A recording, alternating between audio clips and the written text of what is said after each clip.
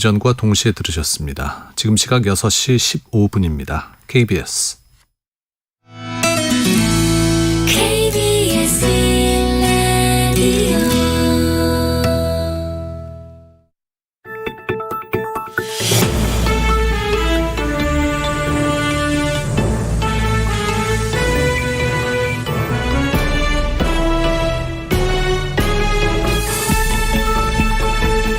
오늘 아침 일라디오. 미세먼지가 걷히고 눈과 함께 다시 강추위가 찾아왔습니다. 여러분 계신 곳은 어떠신지요? 오늘 아침 철원이 영하 13도, 서울 영하 10도까지 떨어지면서 지역에 따라선 한파특보 내려진 곳도 있고요. 낮에도 영하권 추위에다 바람도 강하게 불 거라고 합니다. 찬바람 불고 눈비 올 때 거리에서 작업하시거나 노점하시는 분들, 이사하는 분들 참 많이 힘드실 것 같은데 또 농어촌엔 아직 제설 작업 이루어지지 않은 곳도 많을 것 같습니다. 어르신들 미끄러지지 않게 참 조심하셔야겠습니다. 아침 출근길 조금씩 서둘러서 나오시는 게 좋겠고요. 천천히 이동하시기 바랍니다. 또 눈으로 인한 피해 없도록 다시 한번 주변의 시설물 관리 꼼꼼하게 해주시면 좋겠습니다. 1월 11일 화요일 오늘 아침 일라디오 출발합니다. 저는 아나운서 김재홍입니다. 오늘 아침 일라디오 생방송으로 여러분과 함께합니다. 방송 들으시면서 참여하실 분들은 단문 50원, 장문 100원 드는 유료 문자 샵 9730 이용하실 수 있고요. 유튜브에서 KBS 일라디오 공식 채널 검색하고 들어오셔서 채팅창에 남겨주셔도 좋겠습니다. 콩 어플리케이션에서 일라디오를 보이는 라디오로 함께하실 수 있습니다. 오늘도 퀴즈로 문을 엽니다. 새농퀴 퀴즈 정답 맞춰주신 분들 가운데 20분께 선물 드리고 있는데요. 농촌진흥청에서 제공하는 웰빙 혼합 잡곡 세트, 모바일 커피 쿠폰 등 풍성한 선물 마련하고 있습니다. 잘 들어보시고요. 정답 보내주시기 바랍니다. 이번 주 새농퀴 두 번째 힌트 지금 나갑니다.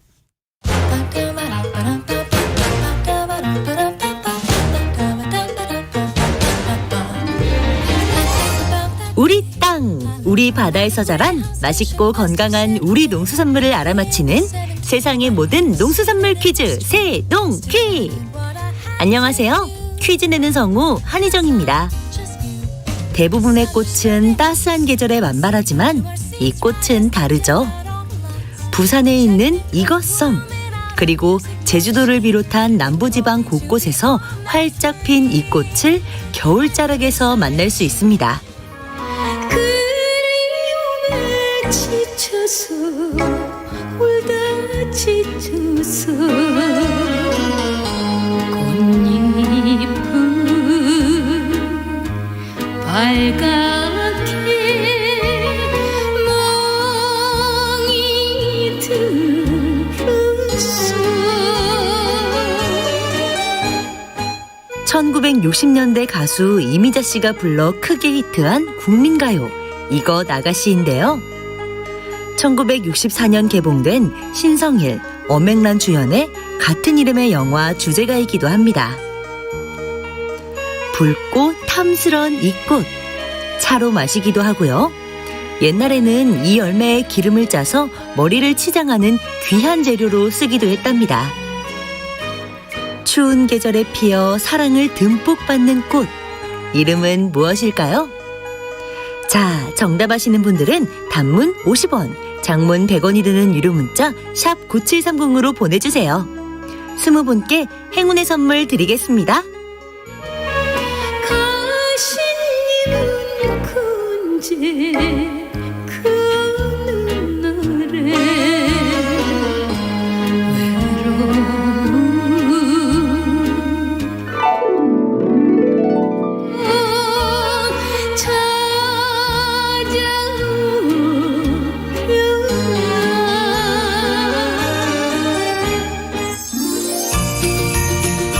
유익한 정보와 살아있는 이야기가 있습니다. KBS 오늘 아침 일라디오. 농수산 뉴스 한국농어민신문 이진우 기자 전화 연결돼 있습니다. 안녕하십니까? 네, 안녕하십니까? 네, 수산부문의 굵직한 법률 개정안이 국무회의를 통과했습니다. 수산업법 전부 개정안. 전부라고 보면 좀 많이 바뀌는 모양이에요. 그렇습니다. 그동안 지속적으로 논의해왔던 어구와 부표에 대한 관리 이게 좀 강화가 되고요. 그리고 총허용 어획량 제도가 TAC를 기반으로 한 어업 규제 완화 시범 사업도 확대가 됩니다. 특히 중요하게 보이는 것은 어구와 부표에 대한 관리 강화라고 하겠습니다. 네. 어구를 관리 강화한다. 그럼 실명제를 도입한다는 내용인 거죠? 그렇습니다. 어업인들 대상으로 하는 사용 단계에서 각 어구마다 소유자의 정보를 일정하게 표시하는 어구 실명제, 이게 법제화되고요. 어구를 생산하는 단계인 어구 생산업, 그리고 또 판매하는 단계, 어구 판매업에서도 이제 이들 이름을 딴 업종을 만들어서 지자체에 신고를 받고 영업을 할 수 있도록 하는 신고제가 도입이 됩니다. 그리고 일정한 방식으로 수거를 하는 내용도 이번 개정안에 포함이 됐는데요. 이렇게 어구에 대해서는 전 주기를 대상으로 관리를 하겠다는 게 골자입니다. 네, 만들어져서 다 쓰고 난 이후까지 보겠다는 건데 그럼 생산 판매가 이전엔 신고 절차가 필요 없었던 모양이죠? 그렇습니다. 앞서 말씀드린 어구 생산업 그리고 어구 판매업이라는 업종 구분이 별도로 있었던 건 아닌데요. 이번에 수산업법을 전부 개정하면서 수산업법의 두 업종을 정의를 하고 이들이 영업을 하기 위해서는 지자체에 신고하도록 이렇게 의무화했습니다. 그리고 이들 어구 생산업자 그리고 어구 판매업자에게는 3년간 어구를 생산 판매한 기록 이것을 작성해서 보관해야 하는 이런 의무도 부과가 됐습니다. 네. 생산 단계에서는 그 기록을 보존하게 하고 사용 단계에선 어업인들 이름을 적겠다는 건데 수거 단계는 어떻게 됩니까? 수거도 상당히 강화됩니다. 이 수거 단계에서는 어구 일제 회수제라는 게 도입이 되는데요. 거목이 등을 활용해서 일정 기간 동안 특정 해역에서의 조업을 전면 중단하고요. 보설된 어구를 일제히 회수하는 방식으로 정화를 하는 그런 것입니다. 그래서 이제 천재지변 등을 제외하고는 폐어구나 유실어구의 수거 그리고 이 처리에 되는 비용은 해당 어구 소유자가 부담해야 할 것으로 지금 보이는 상황입니다. 그리고 또 어구와 부표를 대상으로 하는 보증금 제도도 도입하기로 조항이 마련됐습니다. 네. 그러니까 처음에 살 때 그 보증금까지 포함해서 돈을 내고 나중에 반납하면 돌려준다 이런 뜻인가요? 그렇습니다. 이게 빈병에서 적용되는 빈 용기 보증금 제도라는 게 있는데요. 이거 같은 방식입니다. 말씀하신 것처럼 어구 등을 판매할 때 보증금을 포함한 금액에 판매를 하고요. 사용 후에 어구를 반납을 하면은 보증금을 돌려주는 방식입니다. 이렇게 수산업법 전부 개정령이 많이 바뀌었는데요. 실제 시행은 내년 1월 1일부터고요. 이 중에 어구와 부표를 대상으로 하는 보증금제, 이거는 2년 후인 2024년 1월부터 시행 예정입니다. 네. 이게 심리적 장벽 때문인지 좀 시기가 좀 뒤늦게 오네요. 반발이 좀 많아서 그런가요?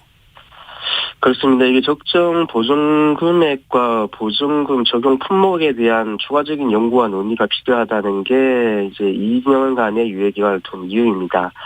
해수부 관계자도 적절한 보증금 액수에 대한 연구 용역을 진행해서 결과가 나와 있긴 하지만 이 어업인과 어구 생산자 등의 이해관계, 그러니까 이해관계자의 추가적인 협의가 필요한 것을 판단하고 있다 이렇게 이야기를 하면서 2년간 유예기간을 두는 동안 도입에 필요한 관계자들과의 협의 이것을 진행할 계획이라고 전했습니다. 네.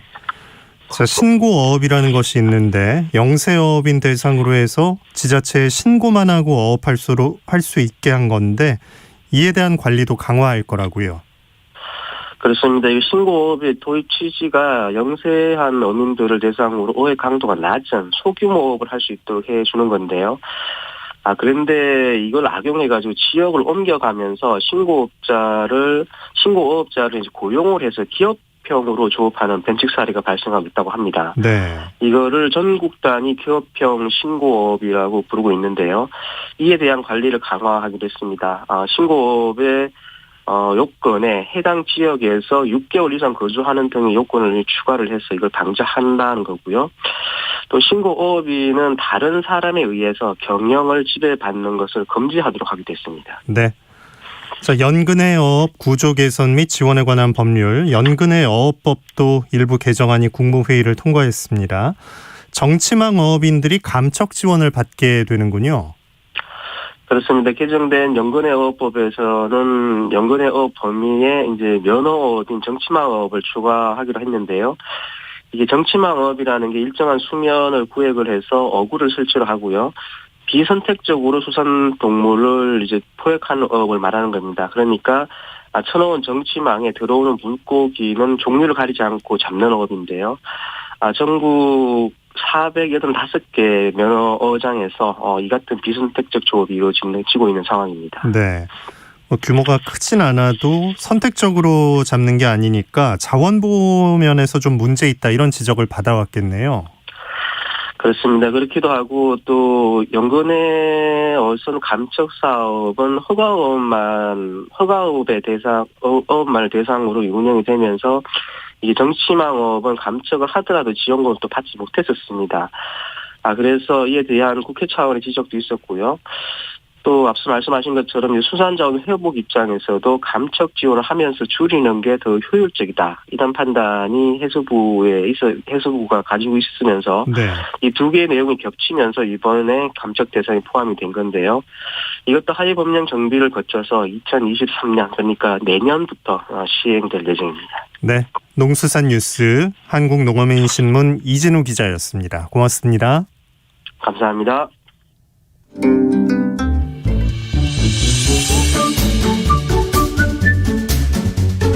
아침을 여는 기분 좋은 습관. KBS 오늘 아침 1라디오.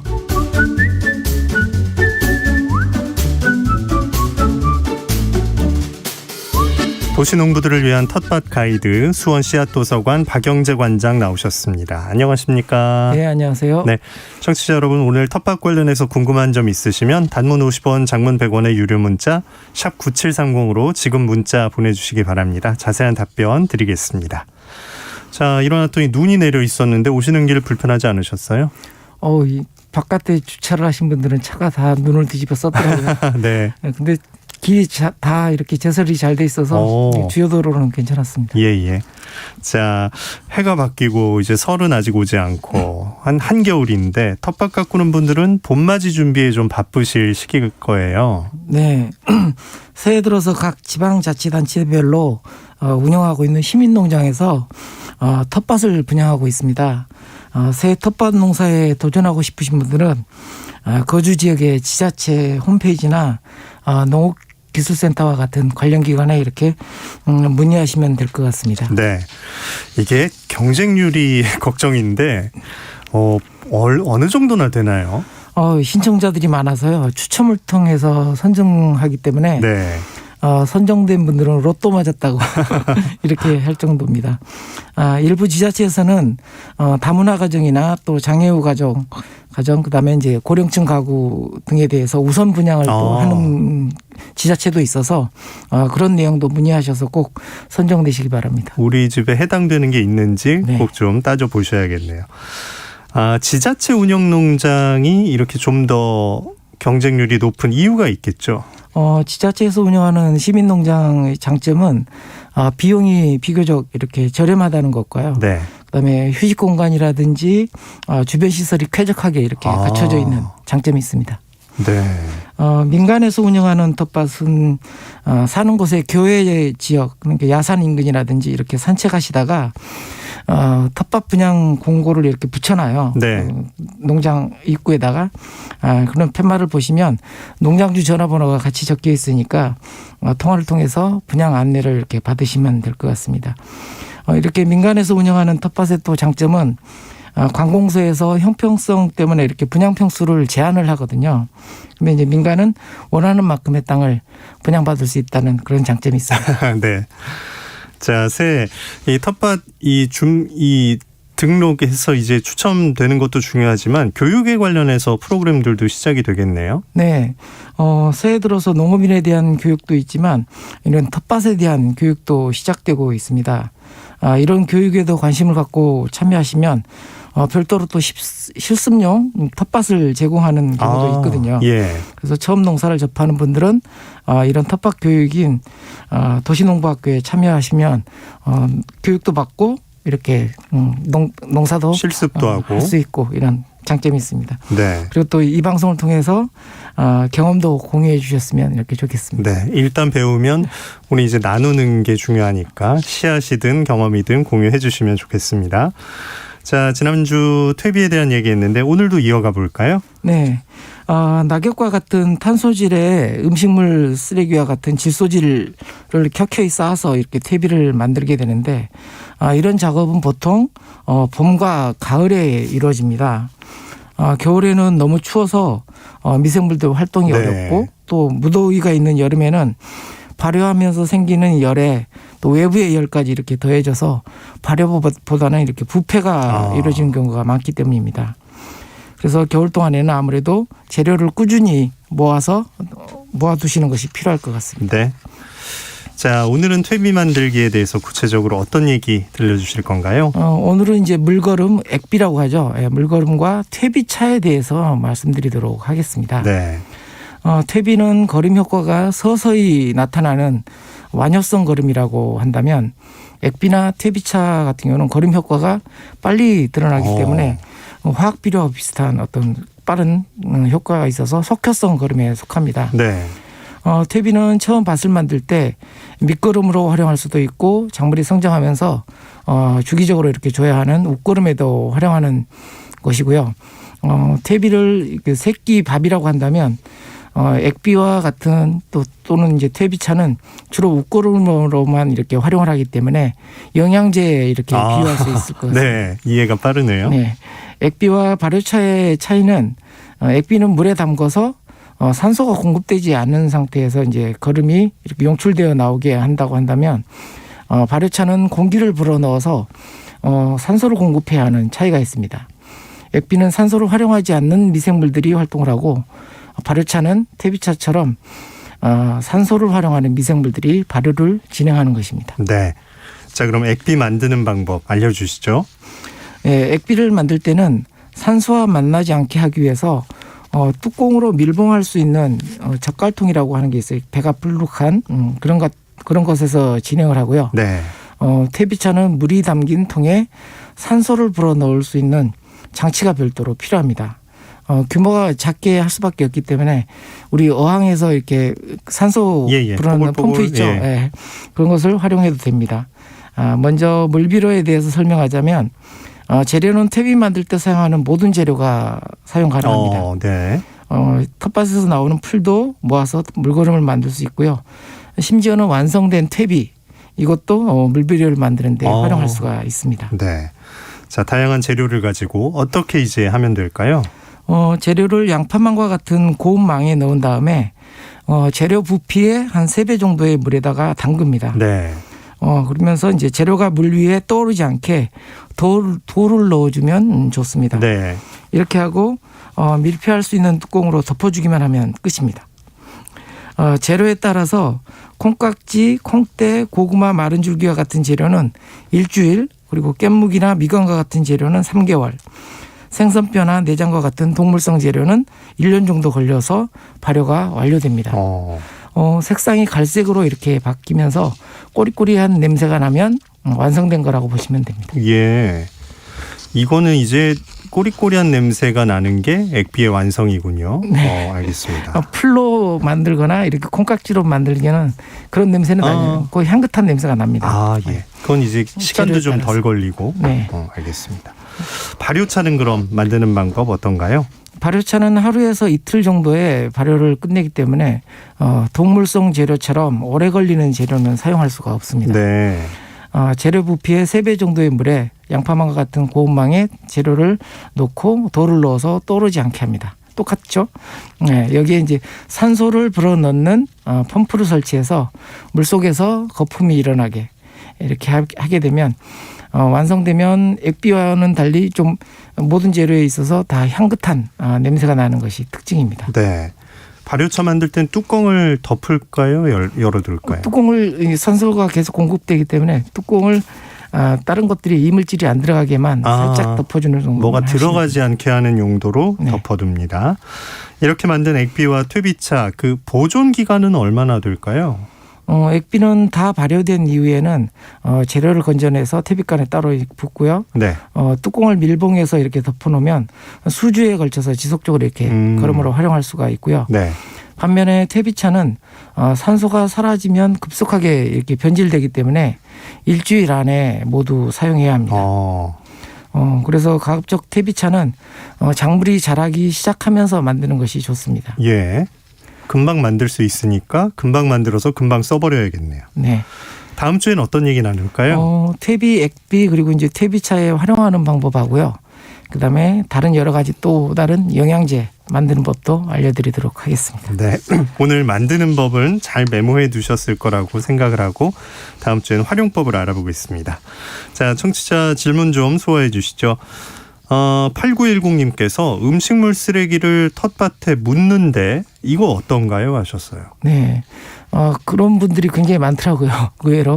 이게 이제 도움이 되겠지 하고 묻으시는 건데. 네. 근데 이제 음식물 쓰레기는 종류별로 다 이게 발효가 진행되는 것도 있고 안 되는 것도 있어서 대부분은 이제 썩기 마련입니다. 네. 그래서 가급적이면 이렇게 묻지 마시고요. 이렇게 오늘 배운 대로 퇴비나 퇴비차 이런 식으로 이제 활용을 하셨으면 좋겠습니다. 이제 들었으니까 만들어서 이제 쓰셔야 한다 생각하셔야겠고요.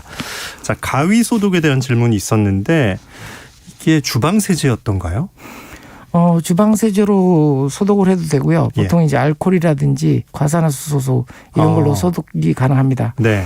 근데 이제 작업을 항상 마쳤을 때는 이 수액이 많이 이렇게 끼어 있거든요. 그렇겠네요. 네, 그래서 수액을 깨끗하게 제거해 주는 것도 꼭 필요합니다. 그 끈적끈적한 게 달라붙어 있는 걸 떼어내시고 네. 알코올, 과산화수소, 뭐 주방 세제 이런 것으로 소독을 하셔야겠습니다. 저희 커피 찌꺼기 활용법 알려주셨었는데 5239님 질문은 한약 찌꺼기 이걸 발효해서 퇴비로 쓸 때 주의할 점이 혹시 있을까요? 하셨네요. 네. 한약 찌꺼기나 아니면 이제 커피 찌꺼기 같은 경우는 모아 오시는 대로 이제 바싹 말리는 게 중요합니다. 건조. 예. 네. 건조시키고 나중에 이제 다시 모아진 어느 정도 모아진 양을 가지고 이제 발효를 시켜야 되는데 이때 이제 지난 시간에 얘기했던 게 약간 흙을 섞어준다는 얘기는 미생물을 거기에다가 넣어주는 겁니다. 왜냐하면 한약 찌꺼기나 커피 찌꺼기는 뜨거운 물에서 이렇게 용출시켰기 때문에 미생물들이 없거든요. 없겠죠. 네, 예. 그래서 농업기술센터라든지 이런 데서 나눠주는 이제 미생물을 넣으셔도 되고 EM 미생물을 넣으셔도 되고 아니면 굳이 그렇지 않으면 텃밭에 있는 흙을 조금 섞어주면 그 안에 미생물이 무궁무진하게 많으니까 같이 섞어서 수분 함량을 한 60% 정도로 해서 이렇게 야적을 해 두시면 거기서 이제 하얀 곰팡이가 막 피어오르면서 발효가 진행이 됩니다. 네. 자, 2615님 퇴비를 배양토와 섞어서 화분갈이를 했는데 좀 점점 시들어갑니다. 그 배합 요령, 비율이나 뭐 순서 같은 게 있을까요? 하셨어요. 네. 굉장히 분갈이 하시는 분들이 많이 질문하시는 내용인데요. 보통 전체 부피에 화분 분갈이 배양토의 부피에 5%만 넣습니다. 근데 보통 훨씬 더 많이 넣으시는군요. 거의 막 절반 가까이 이렇게 5대5로 섞는 분들이 많더라고요. 네. 잘 자라라고 그런 마음에. 보통 이제 화분으로 키우는 것들이 굉장히 거름을 많이 필요로 하지 않는 애들이 있어요. 그래서 되게 밭에 넣을 때도 보통 5%를 넣거든요. 그러니까 최대로 넣는 게 5%예요. 그래서 그것에 따라서 5%를 계산하시고 거름을 많이 필요하지 않는 작물 같은 경우는 더 줄이시고 이런 이제 방법을 쓰시면 좋습니다. 알겠습니다. 텃밭 가이드 수원시 핫도서관 박영재 관장과 함께했습니다. 고맙습니다. 네, 감사합니다.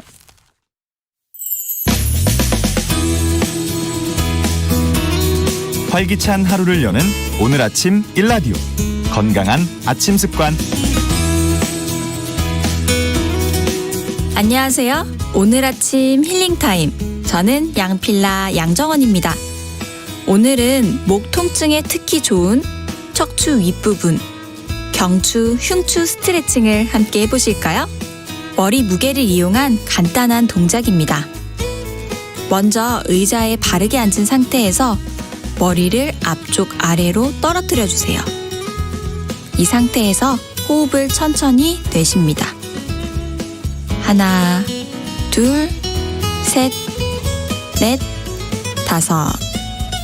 이제 머리를 앞쪽 아래로 점점 더 떨어뜨리면서 척추 윗부분을 둥글게 만들어주세요.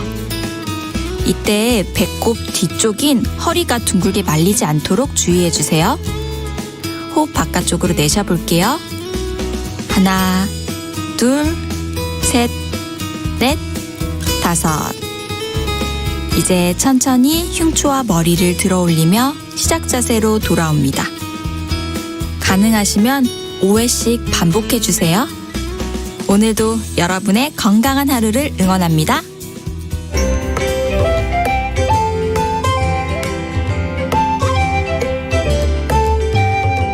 상쾌한 하루의 시작. KBS 오늘 아침 일라디오. 이번 순서는 민족문화콘텐츠연구원 박재희 원장이 전하는 고전으로 세상 읽기 시간입니다. 함께 들어보시죠. 안녕하십니까. 고전의 대문 박재희입니다. 엄격한 자기관리와 따뜻한 인성, 논리적인 설득력, 이 모든 것을 다 갖춘 지도자는 과연 있을까요? 이런 우문에 현답을 내놓은 사람이 있습니다.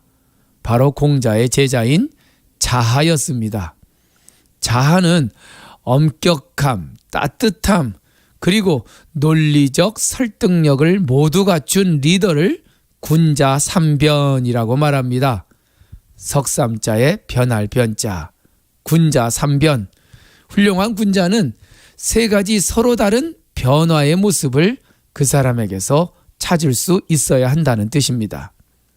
한 가지 모습만 가지고서는 도저히 그 사람을 판단할 수 없는 다양한 모습을 갖추고 있다는 것이 군자 삼변입니다. 논어 자장편에 나오는 군자 삼변, 군자가 가지고 있어야 할 세 가지 모습은 이렇습니다. 1변은 멀리서 바라보면 엄격함을 느낄 수 있는 사람입니다. 망지 엄연이라. 바라볼 망자에 엄격할 엄자. 예, 그저 멀리서 바라보면 엄격하고 단단한 모습을 볼 수 있다는 것입니다. 두 번째, 2변은 가까이 다가가서 보면 따뜻함을 느끼게 되는 사람입니다. 즉지야 오니라. 나아갈 즉자에 따뜻할 온자.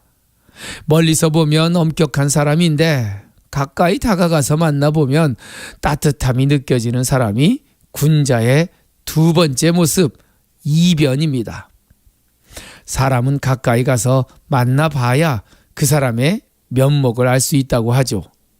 멀리서는 참 엄격하고 단단한 자기관리를 하는 사람 같아서 인간미가 없을 것 같은데 가까이 가서 만나보면 따뜻하고 다정다감한 사람이라고 느끼게 하는 사람이 있습니다. 군자의 세 번째 모습, 3변은 그 사람의 말을 잘 들어보면 정확한 논리가 있어서 충분히 그 말에 동감되는 사람입니다. 청기였냐? 여라. 들을 청자의 말씀은 자, 확실할 여자. 청기였냐 여라. 그 사람이 하는 말을 잘 들어보면 논리적이고 확실하여 충분히 공감이 가게 하는 자이다. 예, 과연 이런 모든 조건을 갖춘 사람이 있을까 하는 의구심이 드는 대목입니다. 공정한 일처리와 엄격한 자기관리, 따뜻한 인성과 공감의 능력, 논리적인 언사와 설득력, 이 세 가지 모두를 갖춘 사람이 진정한 군자라는 군자 삼변은 이른바 사람 평가, 품인에서 최상의 지도자감이라는 뜻입니다. 군자 삼변이라. 군자는 세 가지 다양한 변화의 모습이 있어야 한다. 멀리서 보면 의젓한 모습의 변화, 가까이 대하면 대할수록 느껴지는 따뜻한 인간미의 변화, 그 사람의 말을 들어보면 논리적이고 합리적인 언행의 변화, 일명 인간 품평의 최고 단계 군자 삼변입니다. 고전의 대문 박재희였습니다. 날씨 전해드립니다. 오늘 다시 추위가 찾아왔습니다. 경기 북부, 강원도에 한파특보 내려져 있고요. 현재 경기 북부와 강원 곳곳에 또 내려져 있습니다. 지금 파주가 영하 9.2도, 동두천 영하 8.4도, 서울 영하 7.4도로 무척 춥고요. 찬바람이 강하게 불면서 체감온도는 영하 10도를 밑돌겠습니다. 호남 서해안과 제주도엔 비나 눈이 내리고 있습니다. 내일 오전까지도 제주 산간에는 최고 30cm 눈이 더 내릴 수 있고요. 제주도와 그 밖의 제주와 호남 서해안에도 최고 5cm의 눈이 내려 쌓이겠습니다. 이 한파는 주 후반까지 길게 이어질 전망입니다. 내린 눈이 얼면서 도로가 많이 미끄럽습니다. 출근길 교통안전에 각별히 유의하시기 바랍니다. 오늘 아침 1라디오 함께하고 계십니다. 지금 시각 6시 45분입니다.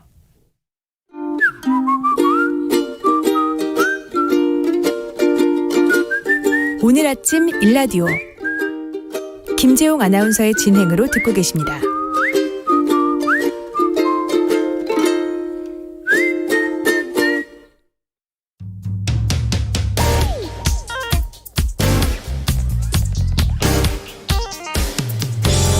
오늘 아침 뉴스 브리핑 정상근 기자와 함께합니다. 안녕하십니까? 네, 안녕하십니까? 네, 코로나19 상황 먼저 살펴볼까요?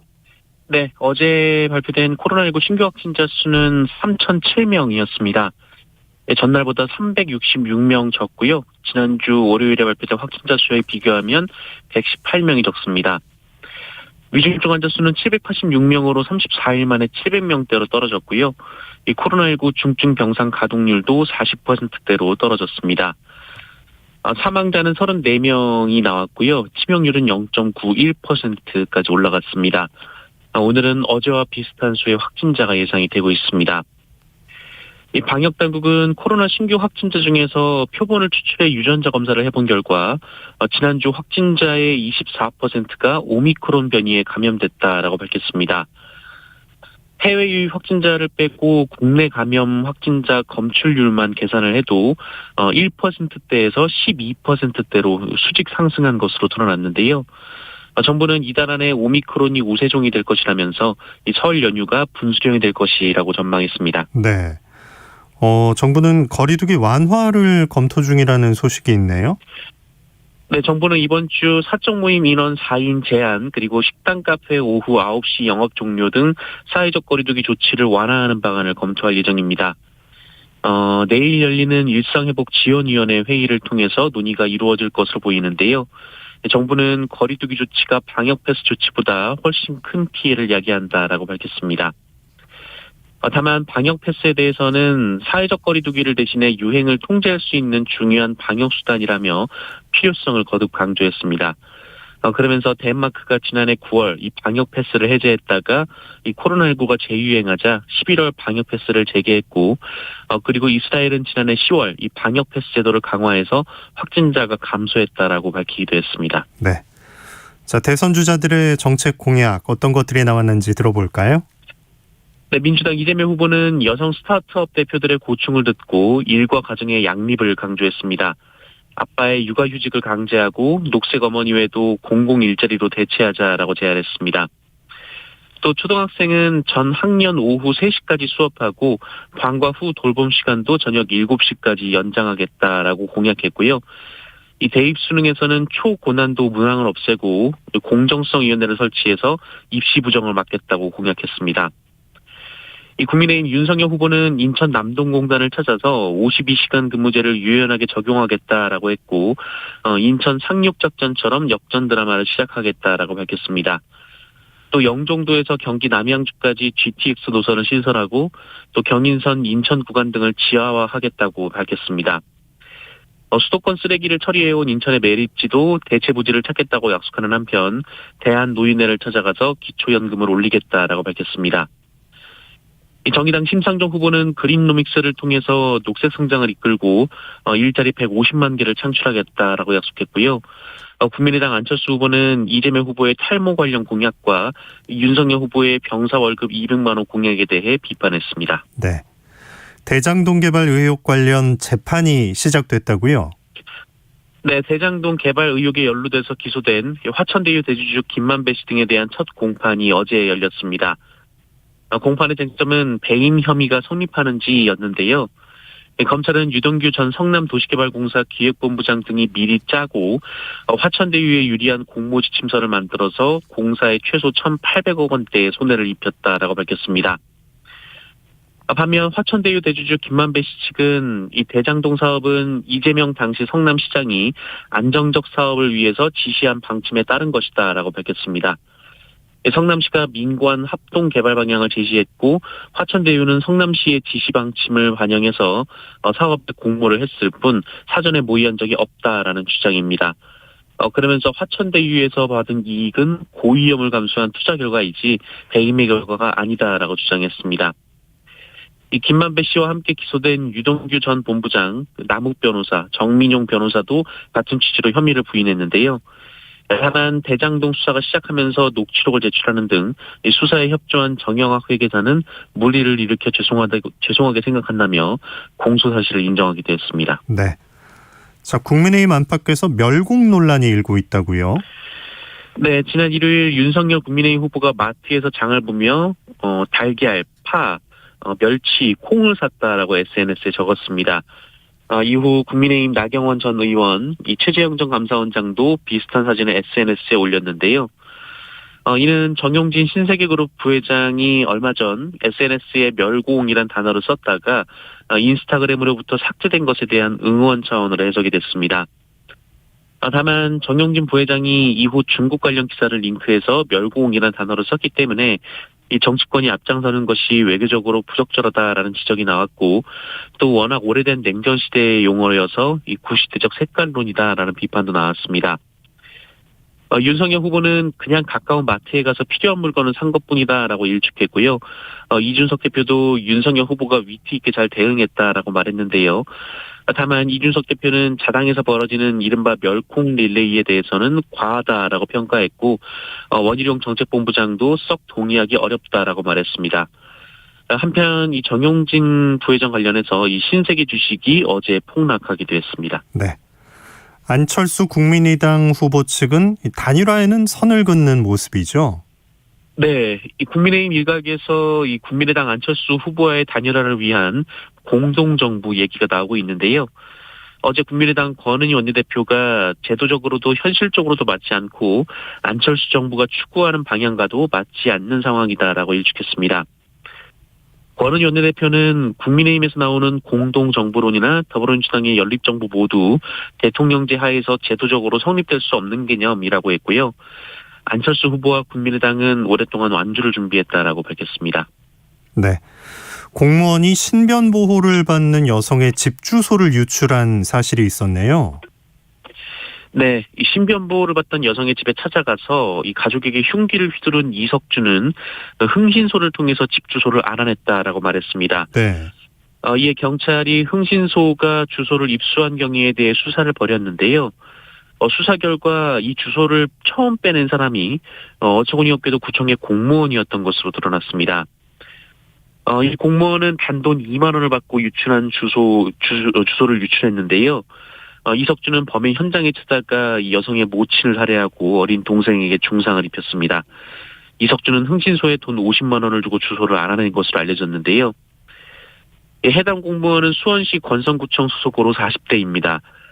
이석준에게 50만 원을 받은 흥신소는 다른 흥신소에 13만 원을 주면서 의뢰했고 이 가운데 10만 원을 넘겨받은 흥신소가 2만 원을 주고 이 공무원을 통해 주소를 빼냈습니다. 이석준이 의뢰한 뒤 주소를 받기까지 걸린 시간이 2시간 정도에 불과했다라고 합니다. 네.